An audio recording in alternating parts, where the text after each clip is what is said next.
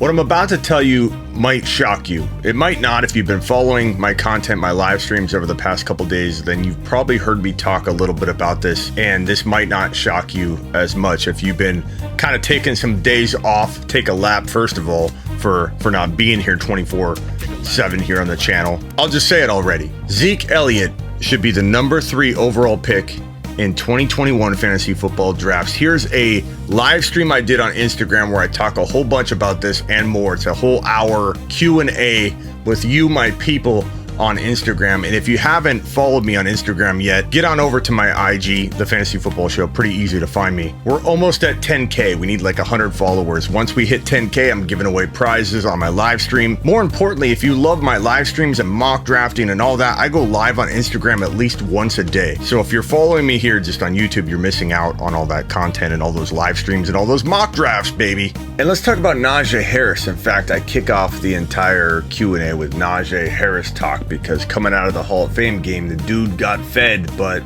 the offensive line, let's talk about that too. So get on over to Instagram, follow me, and here's the hour Q&A I did last night. The Fantasy Football Show Instagram Q&A begins now.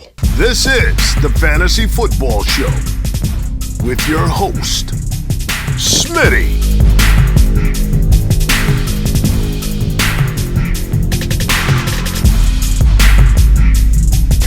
Running back. You're watching the Fantasy Football Show. I'm Smitty. Take a lap. Talk a little Najee. Let's talk a little Claypool, Deontay. What are you guys thinking coming out of that Hall of Fame game? I know you're gonna have a mixed bag. You're gonna have a lot of people saying, "Well, Najee is in bad shape because that offensive line is completely garbage," and then you're gonna have other people say, damn, he got a lot of volume early on, he's gonna be a workhorse. And both are true. Both are true. Najee's gonna have a real tough time getting good yards per carry, but Najee Harris is gonna get volume like mad. So the question becomes, will Najee hit a brick wall at like week 12 or 13? Maybe. I think the volume, prove tonight they want to use him. They're going to give him a ton of work. The question is, will he hit a wall? You overwork somebody to the tune they're about to overwork them. You're a rookie. You're used to a short college season. I think he has a special talent. Even back in high school, number 1, running back recruit. This guy's no stranger to being thought of to be the best, at his position at his time when he's coming up, in high school, coming up in the pros here, best rookie. This guy's no stranger to it. It's not like he fell in and tripped and fell into this role. He just happens to be the number 1 running back because he had a really good, year last year at college. No, dude is legit. Okay, legit. He's got good receiving skills, very good head on his shoulders. He had his draft party at a homeless shelter. That's a good character dude that cares about his community, cares about people in general. That's a good head on your shoulders, man. I like Najee Harris a lot. I like him a ton right now. The problem. What's up? Nev? What's going on, Arthur? The problem is the efficiency will be down. We won't really know the difference because all we're going to see is Najee Harris as we know him today, which will be a 4-something yard per carry guy, 4.2, 4.3 yards per carry. We'd be lucky to see 4.4 or 4.5 yards per carry out of Najee. But when you feed him as much as you did in the preseason game, I'm pretty confident they're going to give this guy arguably top 5 carry totals. For not just for rookies, in the league, he could be top 5 in carries in the league as a rookie, assuming he stays healthy. He could be top 5 in total touches for running backs as a rookie. But they're gonna ride that man into the ground, and that could be a bad thing for his long-term value. I'm not here to say that he's locked into my top 5 for Dynasty. But I like him in Dynasty in round 1. I like him in redraft in 2. I don't take him in 1. I think if he gets into Arthur's point, if he creeps up into 1.10 to 2.2, I feel like that's inching a little too high. Not because he can't deliver, but I mean, Gibby's there, guys.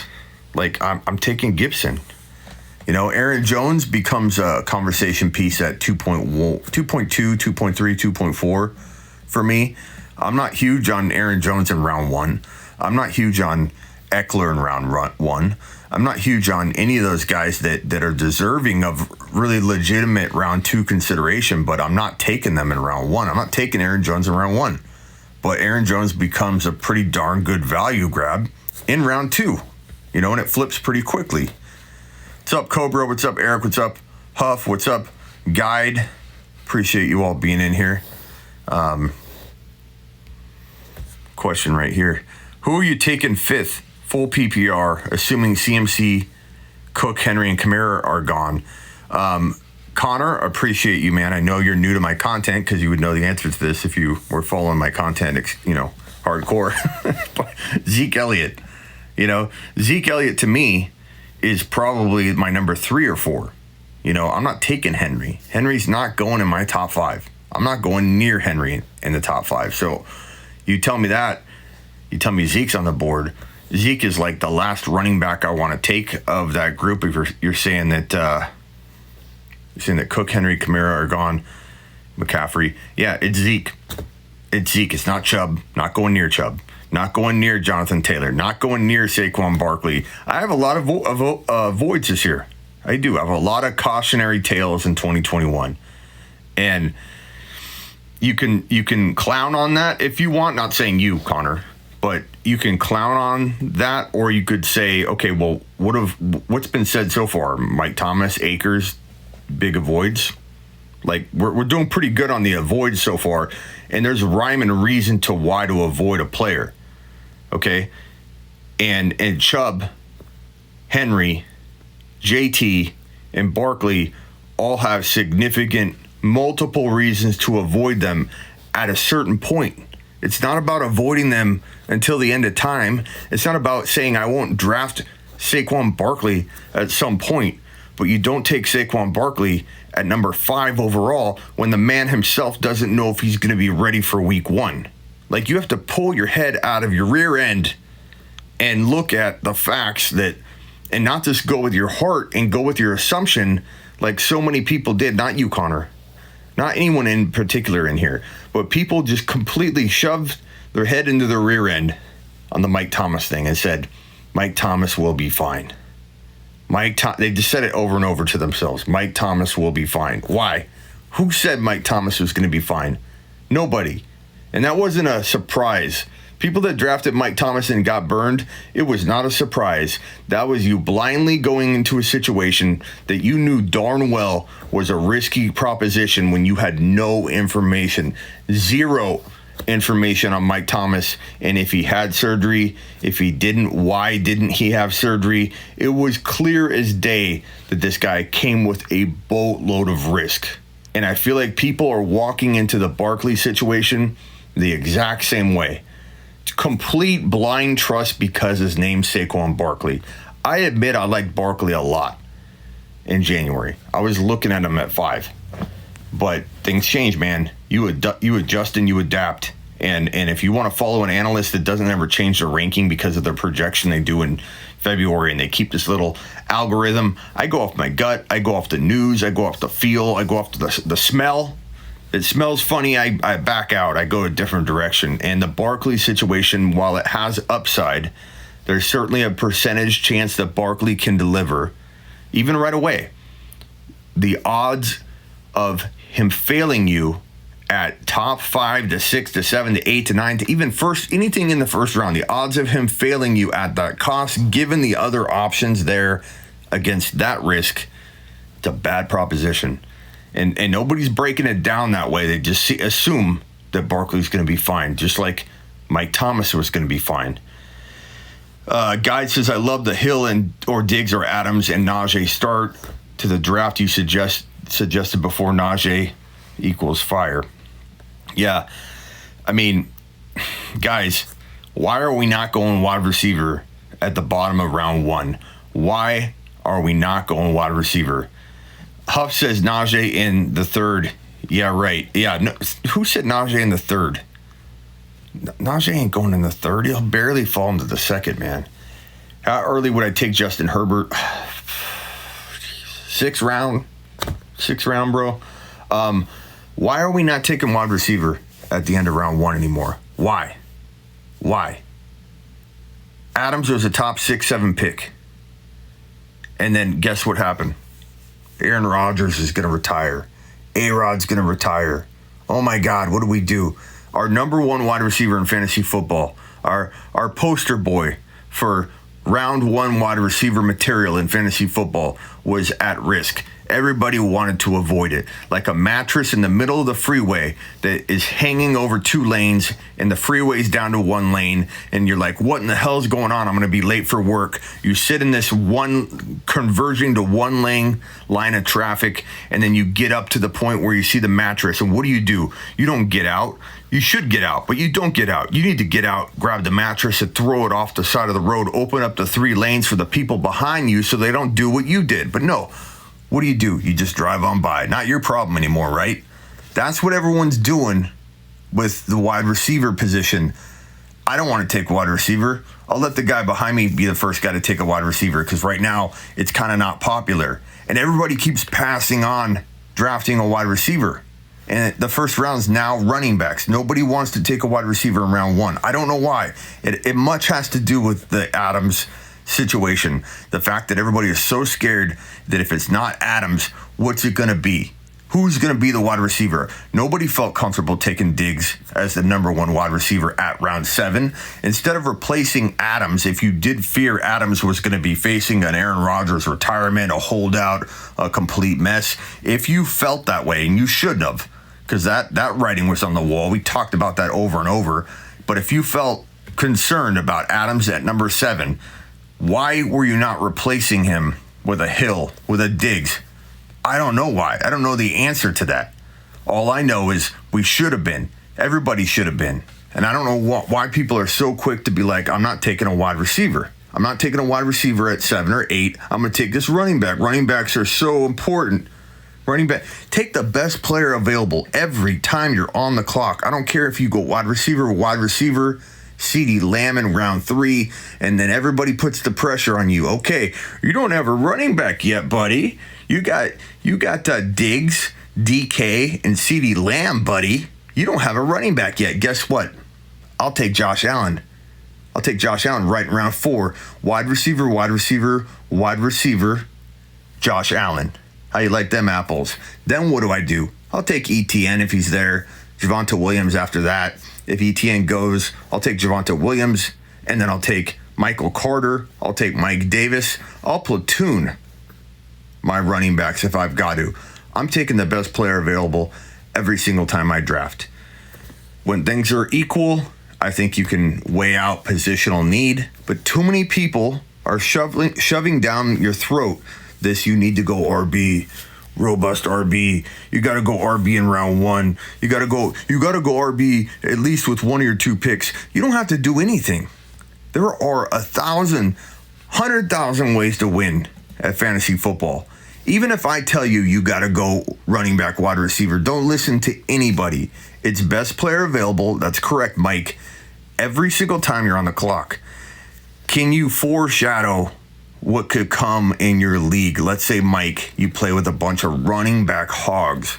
Yeah, you might have to factor that in to your strategy. You might have to say to yourself, all things are kind of pretty much equal. I like Jefferson more than I like Aaron Jones, but I got to go Aaron Jones because I know, based on my people, that running backs are going to get hogged up and I'm going to get screwed. So you have some insight with your community and your league. And when things are relatively equal, you could give and take a little. Like, you don't have to stick exactly to 100%. If it's a fine line, if they're really close, you can go running back like Aaron Jones instead of going a wide receiver. Be smart about it. But for the most part, you're going best player available. You're not going into a draft going, oh, I got to go running back. I hate that. I hate when people ask me, Smitty, and they follow me. They know my content, but they still ask me the same damn question. It's like, Should I go running back, no matter what in my draft? I'm like, bro, you're DMing me right now, but you have no clue that this is a stance I am so hell-bent against? Like, how the hell have you not seen this? I beat it like a dead horse. I don't force anything. I don't go into my draft whatsoever with a plan of attack other than I've done a lot of mock drafts. I know Josh Allen's falling around 4, and I love it, and I'll take that. Those are the plans of attacks that I come in with, okay? Josh Allen, 9 times out of 10, will be available at 4.04 in the leagues that I do. In your leagues, he might go at 3.01. Everybody's leagues are different. I play in a lot of expert leagues. Experts are very afraid to take a quarterback early. I have a huge advantage over all of you. All of you play with people that don't feel that way necessarily. A lot of you might draft with people that draft Josh Allen at 3.04 on the average. I play in an expert industry where people are piss afraid of taking a quarterback early because of what people will say. You draft Mahomes at 3.2 in an expert league, you get ridiculed to the moon. You draft Josh Allen in the top of the 4th round, you'll get made fun of left and right. I don't care. I'd rather win championships, not worry about what Instagram account Billy Bob Fantasy Football thinks of me. Okay, I'm drafting Josh Allen 10 times out of 10 times in round 4. If he's there, unless Ceedee Lamb, okay, so I'll say 8 times out of 10. If Ceedee Lamb's there, I'm taking Ceedee Lamb, but he's not going to be there. But I don't know. Depends who you're drafting with. I also preface that because a lot of people will say Ceedee Lamb was there at 4.5, Smitty. And then I get Steven, so he's punching me in the face.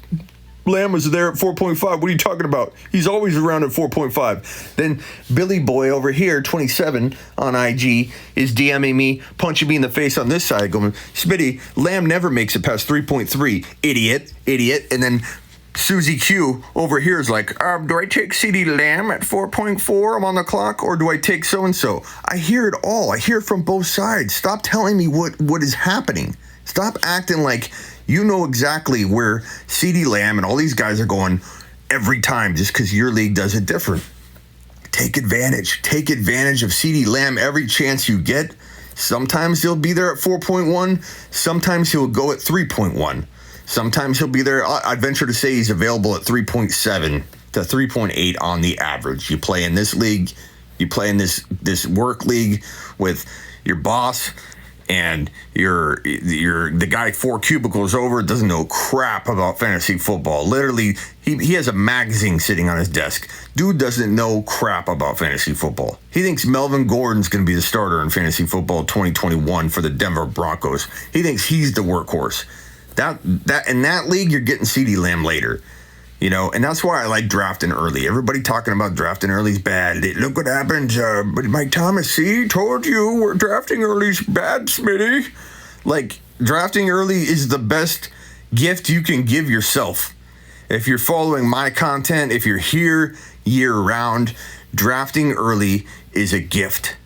A gift you give to yourself.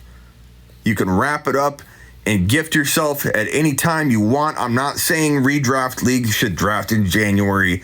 I'm merely telling you, when someone comes to me and says, why do you draft so early? Number one, I draft early because I'm providing content for all of you. If you are going to watch my drafts on September 2, how does that help you? Okay, Mike, Niner, or Arthur, or Huff, whoever's in here, all 16 to 20 of you, how do you benefit when you watch me deploy my strategies on August 28th, when you draft on August 22nd? How does that help you whatsoever? So, of course, I'm drafting early. That question's a ridiculous question when I get that. I'm drafting early to show you what I would do, to try and help my followers draft, deploy strategies, trial and error, make a mistake, then talk about how I should have did that, I should have did this. I'm here to help you. So drafting early, I get the benefit of drafting early because I'm forced to then provide content. But what I get out of it is so much greater than anything else that I could gift myself in the world of fantasy football, because I get to take advantage of Javonte Williams in round 5 or 6. I got to take advantage all offseason long of Ceedee Lamb in rounds 4 and 5 and get the hate that I got back in January and February when people were like, Ceedee Lamb, he's not even the number one wide receiver on his team. And now everyone's completely all over Ceedee Lamb. He's the best thing since sliced bread, and everybody wants a piece. Everybody's been there. Everybody's been there the whole time, apparently. Yeah, I've been wanting a Ceedee Lamb train for the entire time, even though we have receipts. We know what time it is. We're not morons. Where's the Coke? The Coke's right here. I just drank the Coke. It's already gone. It's already gone, show. Dylan, what's up, my man? What's up, old man? What's up, Wavy? What's up, Pat? All right, next question. That was a long answer, huh? Mid-second Rondale Moore or Elijah Moore? Elijah Moore right now is looking great, bro. I like Rondale Moore a lot, but Elijah Moore is like, this guy could be a wide receiver 3 easy in 2021 as a rookie. So imagine what his dynasty value might be. Defensive players have talked about how in practice, that's all they can do is try to stop him. Like whenever they're trying to do other things, they're like, this guy keeps coming back and he's the one they got to focus on. He's always the guy they got to try and, stop and take down. Elijah Moore looks really, really good right now. Building rapport with his young quarterback. Him and Wilson are going to develop together. They're going to have the best rapport on the team between two people. So I love Elijah Moore. Rondale Moore, I like a lot, and I think he could be like a little Antonio Brown, poor man's Antonio Brown, but a lot of things got to unfold for him because he's got Hopkins there. He's got Kyler as a running quarterback. He's got other wide receivers that could, like, let's say Rondale Moore gets banged up, then he gets nudged out of the opportunities, and then you never see him, Elijah Moore, if he gets banged up, it's all about getting him back on the field as the number one wide receiver. Huge difference in terms of risk versus reward. Huge difference between what player is most likely to not hit a roadblock big enough that knocks him off, like N'Keal Harry. N'Keal Harry, injured, got thrown to the side. They never looked back at him.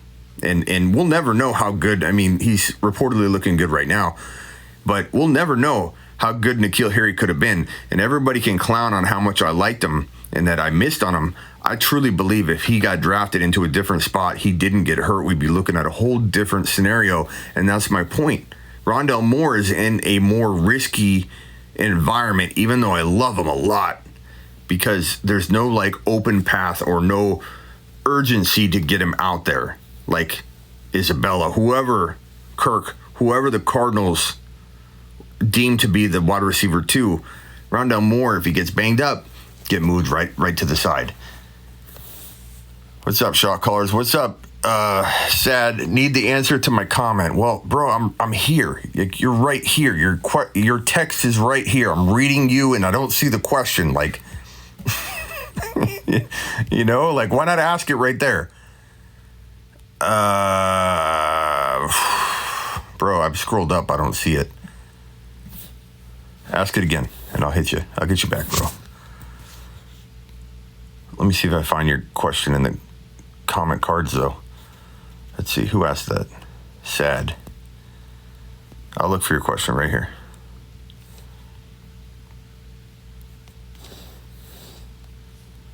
Oh.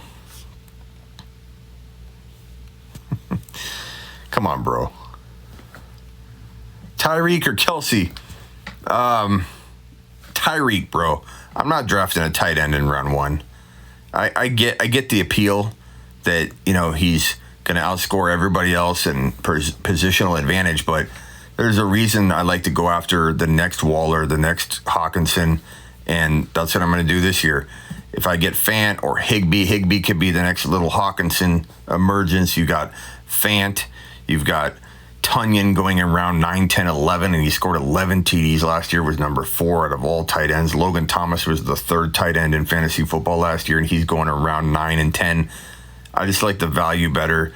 Get a Justin Jefferson, get a DK, get a Ridley, or if you're talking about the first round, what was your question? It was Kelce and who?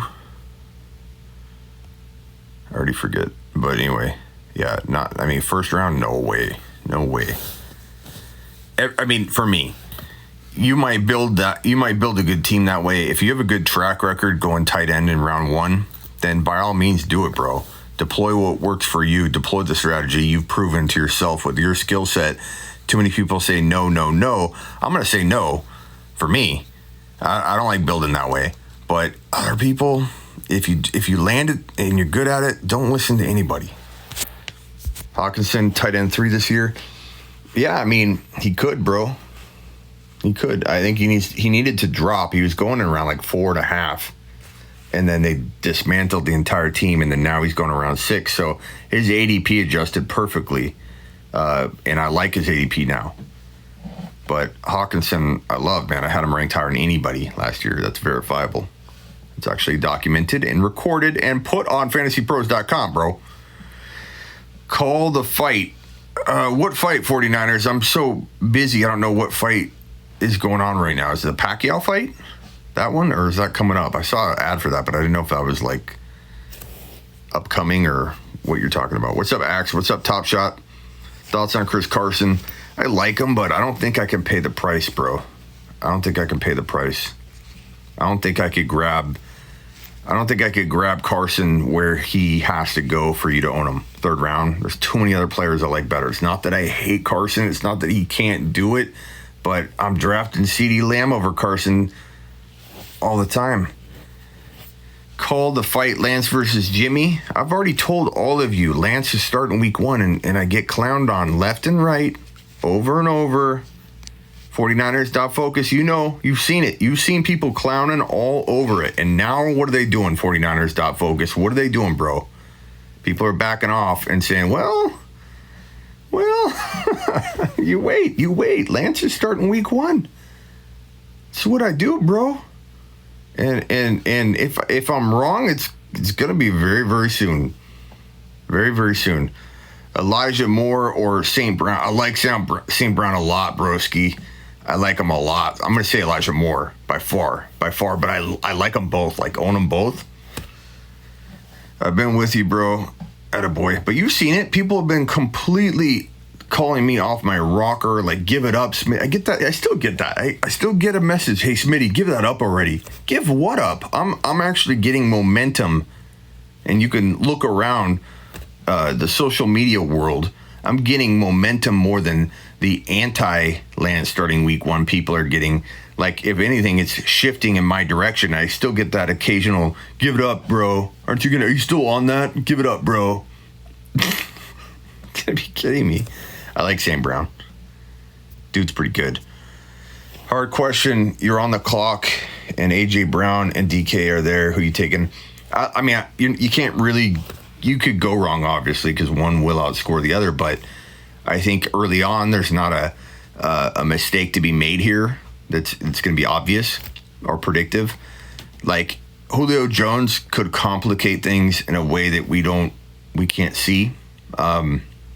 You can't when environments change. Too many people say this BS where they go, vacated targets, there's X amount that are going to go here and go there. When you change the environment, when you bring in a Julio Jones and you cause a divide there in terms of workload, maybe they lean on the run more, and maybe they're efficient enough to where it takes down the amount of attempts that Tannehill would even come close to throwing. You don't know what's going to happen. And so for that reason, A.J. Brown is in the same tier as he was before Julio Jones got traded there. But I move him just to the bottom, still in that tier. But I feel like I'm going Metcalf. He has more of an opportunity to be safely nestled in the 4 to 6 overall wide receiver range, whereas A.J. Brown, he had the knee issues mixed with Julio Jones, mixed with the fact that he didn't get, he was super ultra efficient, and I predicted his breakout. Like, again, find someone on record. I dare you. Find somebody on record that had more bold content video that's published out there than I did on A.J. Brown. I love him. I'm not knocking on him at all. He's in my wide receiver 1 tier where 1 through 7, any one of them could be the number 1 wide receiver. A.J. Brown could finish as the number 1 wide receiver in fantasy football 2021. But with Julio there, it poses some... there's some red flags at play. And then you mix in the knee issues, the surgery that he had, and you just got to say, okay, DK feels safer nestled in the 4 to 6 range. AJ Brown's 1 to 7. He could finish 7th, and that would still be respectable because that top 7's completely loaded, or he could finish 1. Metcalf probably won't finish 1. It's probably 3 to 6. He could finish number 3, so his ceiling might not be as high as AJ Brown, and it could be. I mean, you could argue it could be, but in my opinion, but DK, even though he's only capping out at number 3 overall, which is respectable as all hell for a wide receiver, number 3, he has a safer floor. He feels 3 to 6 to me.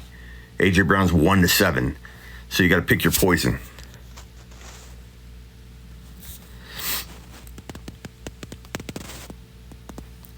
Tell us your most likely. Okay, I got a fantasy football loss story for you. One time I played my buddy. We bet $100 or $200. This is back in the day. I think this is before I don't remember. Before I was a professional fantasy football analyst. Okay, and it was his kicker. His kicker. We bet $100 or $200, and this is back in the day when I didn't do this professionally. Like I said, I was probably in college, early college or something, and it was $200 on the line, and he was down by 0.5, and it was we were betting who would score more through week 16. He was down by 0.5, and he had his kicker to go, and so he offered me an offer. He said, instead of paying me $200, if you pay me $100 now, I'll only make you pay $100. And he was down by 0.5 with his kicker to go Monday night. No other players left. So I paid him $100 cash, handed it right to him. And I'm like, I saved $100. That's awesome. I was a college kid at the time. And his kicker didn't score a single point. It was the craziest thing ever. His kicker didn't score a single point. They kept going for 2. He missed an extra point. He missed a field goal. He literally didn't score an extra point. I won the game. I should have got $200 from him, but I already paid him $100 to beat him. It was the most devastating disaster of not letting it play out, and it was crazy. It's funny to this day. He goes at me for that, and it was funny. I paid him $100 and I beat him. It's absolutely hilarious. That's probably my most devastating loss because I won. To lose when you win, there's nothing more painful. Oh, man. Good question, though. Big Ben.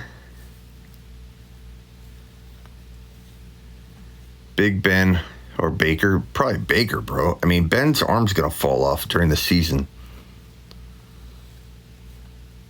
But you shouldn't be starting either one. Kelce or Tyreek. I'm not taking Kelce in round 1, big man. I'm just not. I don't blame anybody for wanting to. If you build really well doing that approach, by all means do it. But no way. I'd rather take Waller round 3 than take Kelce in round 1. It just doesn't make sense to me. So Tyreek, but I'd rather have Diggs than both of them. Chubb or Henry. I'm going Henry, and then I'm trading. I'd trade either of them by midseason, but I'm trading Henry by double-digit weeks. He's gone. I'm going to ride the wave. He's going to start off on fire. Every time I cast doubt on Henry, I'm very, very specific about it so that when somebody talks about it in week 1, they don't have a leg to stand on. He will ball out early on. Henry will ball out. The reason I say that is Henry, unlike Gurley, where we saw Gurley's decline, a lot of people didn't want to recognize it. I kept beating the drum. Gurley's done. Gurley walked out of that Super Bowl loss where they didn't use him, and I said he's a bust. He will absolutely bust in 2019, 18, whatever it was. And he ended up scoring a decent amount of touchdowns, which saved and salvaged the season, but he was done. He was never the same again. We're not seeing decline in Henry. There's nothing visual, no visual cue whatsoever that he's already dropped off.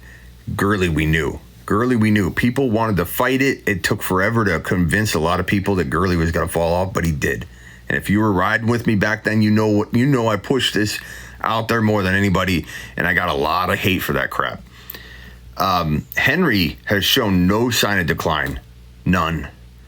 And so he's going to ball out when he comes in. He's going to have a huge week 1, I assume, huge week 2. He's going to look amazing.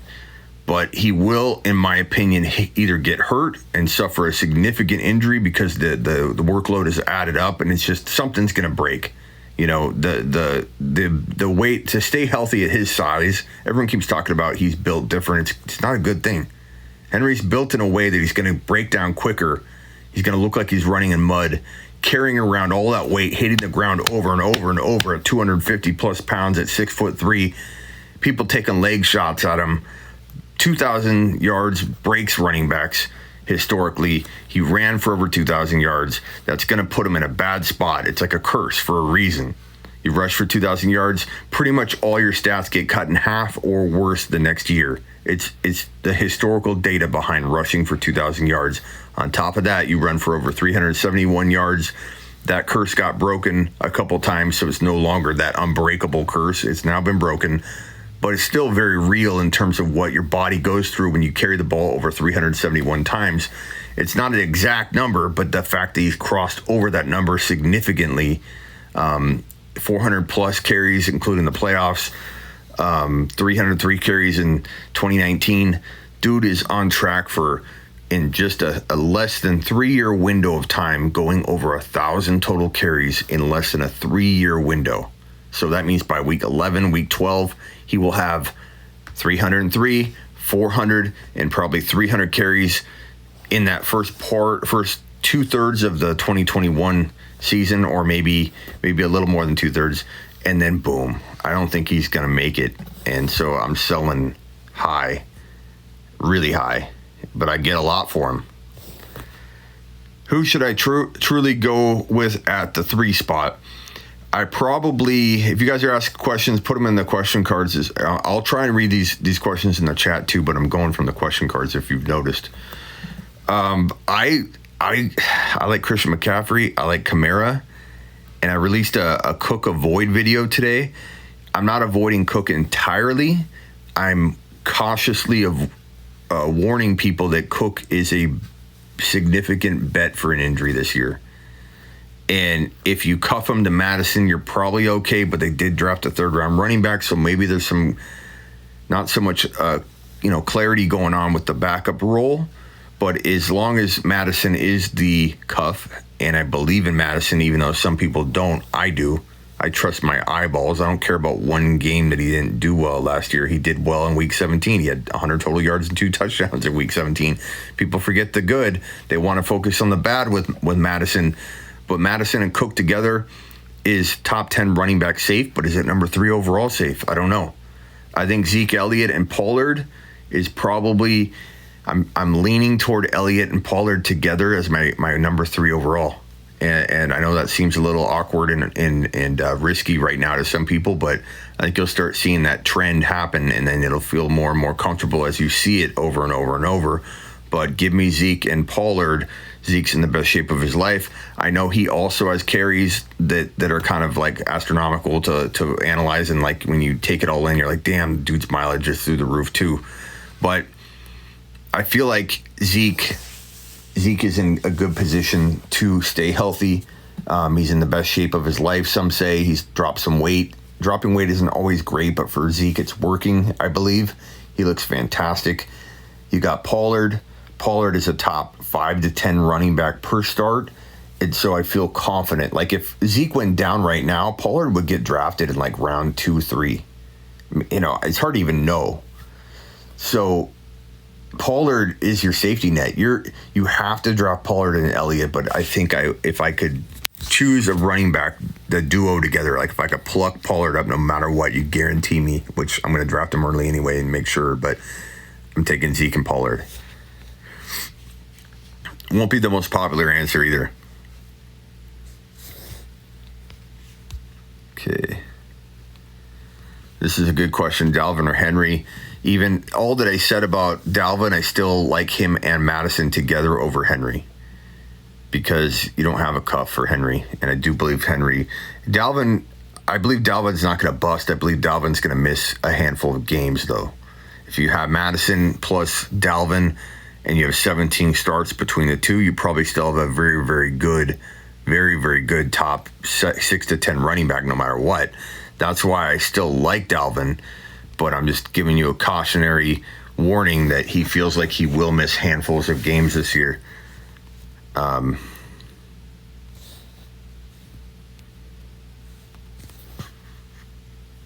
Trying to share. Some of the comments aren't popping in here. Thoughts on Seahawks stack? Pretty easy to pull off the Metcalf, Carson, Wilson. I don't like that, bro. I like the Wilson, Metcalf, but I'm not getting the trio. They can be. Plus, Russell Wilson's probably one of the quarterbacks that can be inconsistent, bro. So you're going to bank on a stack that's inconsistent? I mean, I don't mind the Wilson-Metcalf stack, and I like the value of Russell Wilson in 2021 a lot. And I'll go as far as to say, Russell Wilson, you're getting so late that it doesn't matter if you have a week where that stack is down because you're getting DK in round 2, you're getting Russell Wilson in 7? So you've got a whole lot of other talent to carry you during those inconsistent weeks. But you throw Carson in there like a 3rd or 4th rounder, probably a 3rd rounder. You're talking about your 2nd, your 3rd, and your 7 rounders all tied to an inconsistent up and down offense. And there's a lot of problems on that team. As much as I think they can win any given game on any given Sunday, Monday or Thursday, or an occasional Saturday, it doesn't mean that I feel confident overall that you're not going to have more downs than you have ups, or downs at the wrong time. I don't think that's a good idea at all, bro. I like the Russell Wilson and Metcalf, but not the trio. I wouldn't do that at all. Trey Sermon or Michael Carter in Dynasty or redraft. Right now, Michael Carter has a very, very nice leg up in New York as the top running back to draft in 2021. He looks like he's going to be the starter in week 1. Trey Sermon, we don't know. So you got to go with Carter, I think, in both situations. Carter could be a really, really good running back, too, in fantasy. And that's enough, bro. That's enough. Austin, ask your question again. I'll try and get to it.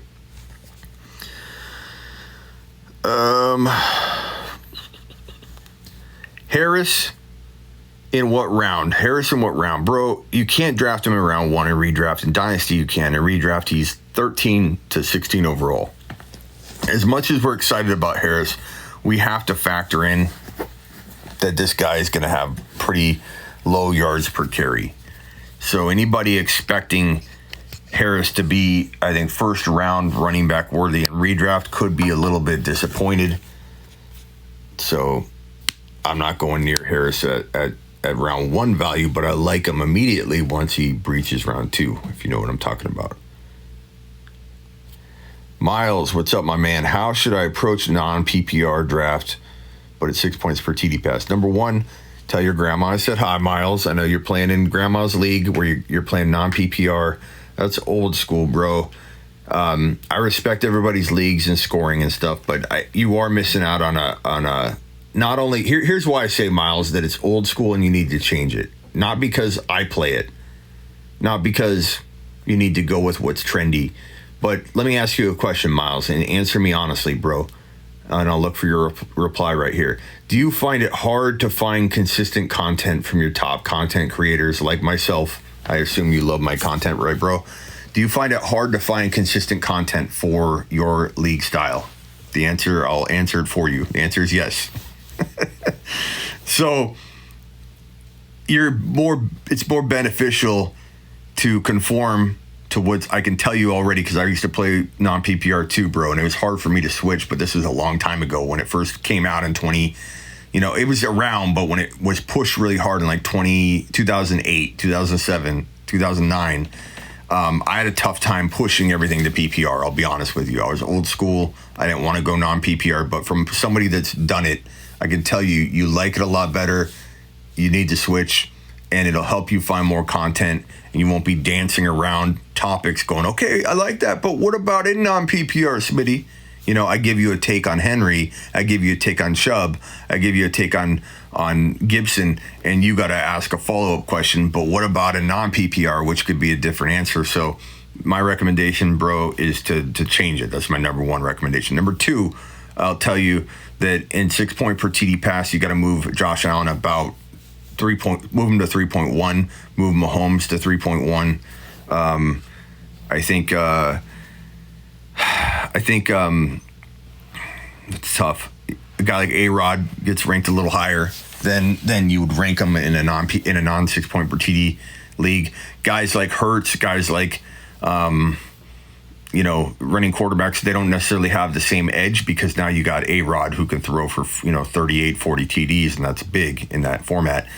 But I would say I wouldn't, in a 6 point per TD non-PPR, I wouldn't shy away from Allen at 3.1 or even a little bit higher. Like if you've got that 2.8 pick and you feel like, okay, Mahomes is going to go, you know that guys are going to fall. If you could still get freaking, A.J. Brown, Metcalf, Justin Jefferson, maybe, I think JJ could fall to you, Justin Jefferson, then I would go Allen early. It's all about what you're going to get 2 for 2. If you got to reach a little bit for Allen, but you're going to get the same guy or level of guy in your 3rd round pick that you would in the 2nd round pick, don't risk losing Josh Allen in a 6 point per TD league. I think Allen could throw for 45 or 50 TDs in 6 point per TD type of format, bro. That can win you a damn league. Anthony wants to know, is Ekeler worth the 6th round pick or the 6th overall? No. I wouldn't go Ekeler at 6, bro. You're not packaging in much risk at all, and he's got to deliver for you to get your value back. That is really high. I'm not saying I don't like Ekeler. I'm not saying don't go Ekeler at the top of round 2. I don't mind Adams and Ekeler, Diggs and Ekeler, Hill and Ekeler, but as you notice, Ekeler is the second name I'm listing. I don't hate Ekeler and DK. You could technically take Ekeler at the tail end of round 1 and still get a very comparable wide receiver. And in the end, you feel more confident because you like Ekeler more than you like Harris, or Ekeler more than you like Gibby.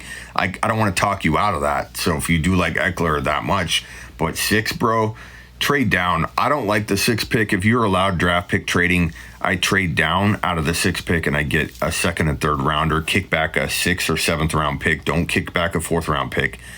Get a 2nd and 3rd rounder because that's a pretty high pick. Kick back a 6th rounder, and now you have 2 seconds, 2 thirds, 1 fourth, 1 fifth, and you can absolutely dominate. And you can get a Clyde and a Justin Jefferson, or you can get a Justin Jefferson and J.K. Dobbins, bro. You could get 2 players for that pick. I would easily try and trade that.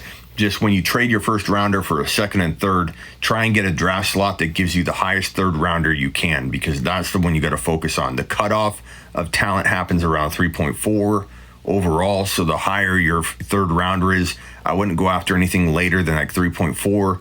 So whoever is that pick that has the 3.4, 3.3, 3.2, 3.1, when you trade your 1st rounder, you want that set of picks, the person that has that draft slot, because then you're pulling that 3rd rounder up, and that's where the value is at. That's where a Ridley's there, a JK might be there, a Justin Jefferson, at worst case scenario, a Ceedee Lamb will be there at 3.4, maybe 3.5. But I love draft pick trading.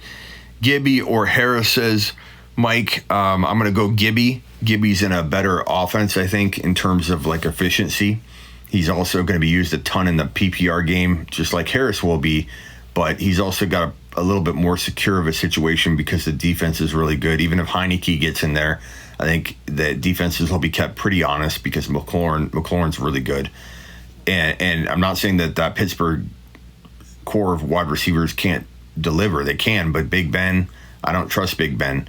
And the offensive line's horrible. Even if they have Haskins go in there, he's kind of set up for failure with a bad offensive line. There's just not going to be the efficiency present for Harris that will be present for Gibson. I like Gibson more than I like Harris by quite a bit, even though they're like neck and neck for who I would take there. Like Harris would be the next guy up. Maybe Clyde. I like Clyde. I got Clyde a little bit more than Harris on the low key. Not telling people, so be quiet. But I like Clyde better. Tim Tebow, not sure what to make of him. I'm not going to write him off, but I'm certainly not going to be targeting him. I'm kind of waiting. What's your top 3 defenses? Defenses change from year to year, bro. You could say Pittsburgh. You could say Tampa.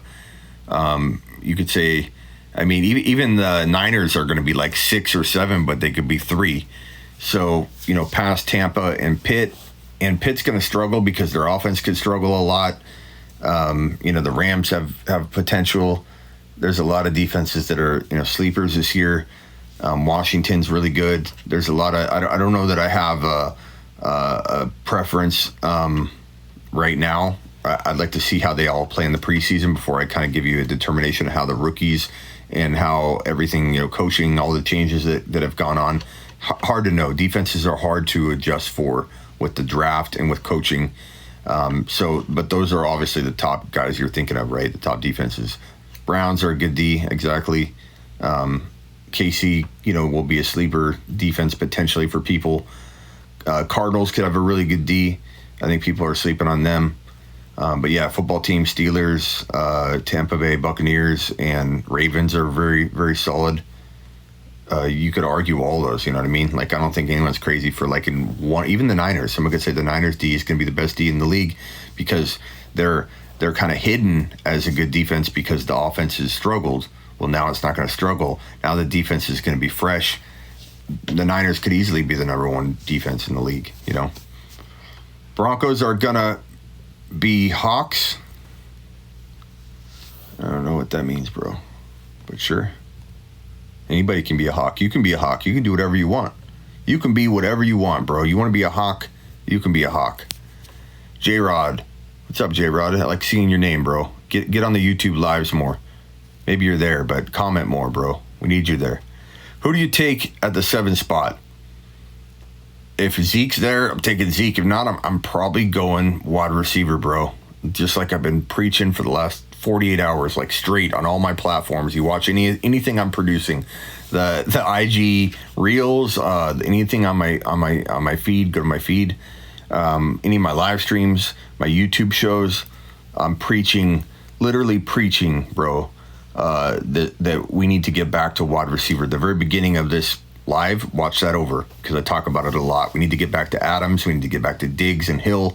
If you're drafting at 7, why are we not going Gibson, Harris, or Clyde, or Aaron Jones in round 2 as a running back 1 and going with the bona fide top elite wide receivers at 7, 8, 9, 10? Why? Why are we not doing that? We need to start getting back to that. Bro, he was saying Broncos are going to have an Atlanta Hawks type of season. Oh, okay. I got you. I didn't know, bro. What do I know about that shit right now? I'm here answering football questions. You can be a Hawk. You can be whatever you want. You want to be a Hawk? Go be a Hawk, bro. You want to be an Eagle? Go be an Eagle. Best strategy for a 3rd pick overall in a 10-team snake, assuming it's not super flex. If it's super flex, bro, you got to go with the quarterback, no question. But because you're gonna have your choice of either Kyler, Herbert at 3, or if someone screws up, you're gonna have Mahomes or Josh Allen. If you're talking about 1 QB league, Kamara seems to be falling. People are afraid of him, and he's my number 2. So I'm probably gonna go with Kamara if he's there. If not, I wouldn't be scared to go Zeke at number 3, man.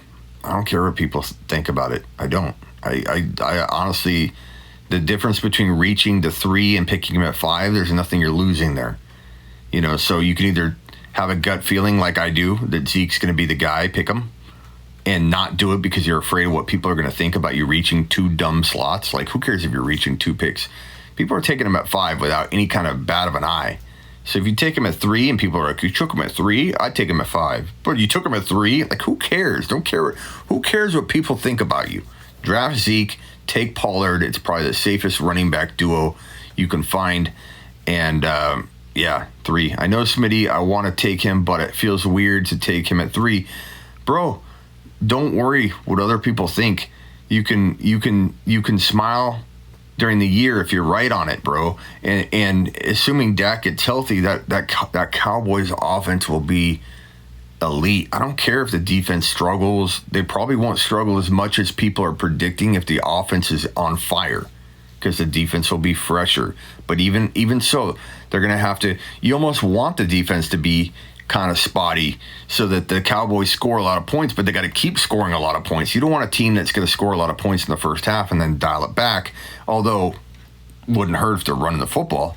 You know what I mean? But you don't want them to where they're not taking risks and they're kicking field goals and they're just doing 3 and outs and changing their game plan because they're up by 4 touchdowns or something. You want a team that's literally in the games every game, and the Cowboys defense is not going to be good enough to not be in the game, let teams in the game, but they might be good enough to where the Cowboys are going to have a successful season, man.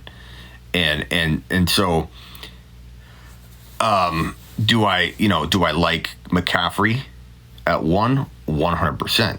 Because you can cuff him to Chuba Hubbard. Do I like Kamara at number 2? Yeah, you can cuff him to Lat Murray. You're fine there. Who do I like number 3? I don't mind.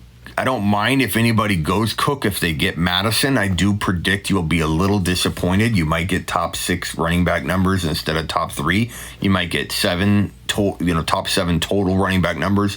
I believe Cook will get hurt or miss some time this year. He's a walking injury. He almost went down 3 or 4 times last year. Literally was carried off the field on 2 separate occasions, crawled off on another, looked like he was out. If you didn't own Cook last year, you don't know what I'm talking about. But everybody that owned Cook last year, raise your hand, give me a thumbs up, give me some indication that you own Dalvin Cook and you know what I'm talking about. It was like holding your breath every time this man hit the field. It was like, holy crap, man. I don't know if I'm going to get through the season without a heart attack. This man literally goes in the field, falls down, holds his shoulder, runs off to the sideline like, oh my God, the guy broke his shoulder or something. What is going on? Next play, he's back out there. He is a walking injury. And yeah, he skated by. Yeah, he's got Alexander Madison. I like Madison a lot. I think they drafted a 3rd-round rookie. Some people are worried about it. Dunn knows what I'm talking about. They drafted a 3rd-round rookie. There's some fear that Madison could get nudged out, or there's some kind of sharing. Like if Cook were to go down, might they do some kind of a committee? We don't really know. And for those reasons, the doubt around Cook getting hurt, for those reasons, I'm moving Zeke Elliott to my number 3 overall, and I'm going to do that on my sleeperu.com. Right there, sleeper.u.com. sleeper.u.com. Tonight I will be probably changing Zeke to my number 3 overall, and I'm not afraid of it. I don't care what people think. I'm here to try and provide content for you guys. I'm here to try and give you guys the best advice I can give you, and right now that best advice is that it's Zeke Elliott at 3. And if you want that free phone call from me, all you got to do is go to Smitty1.com. Click on the banner you see right here that will pop up when you go to Smitty1.com. Go to Smitty1.com, click on this banner. That is Smitty1.com. The banner will pop up. You click on it, you make a $10 minimum deposit, and guess what? You win a free phone call from me. A $10 minimum deposit gets you $25 in cash bonus from Underdog. It's a win, win, win. Go do it. Go play Underdog Fantasy in 2021, and be certain to use the link on Smitty1.com, which the banner is attached to, and make sure promo code Smitty is entered so you get that phone call and the $25 cash bonus. Now go get it. This is the Fantasy Football Show with your host, Smitty.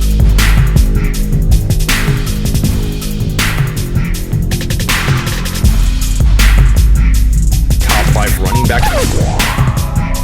You're watching the Fantasy Football Show. Smitty.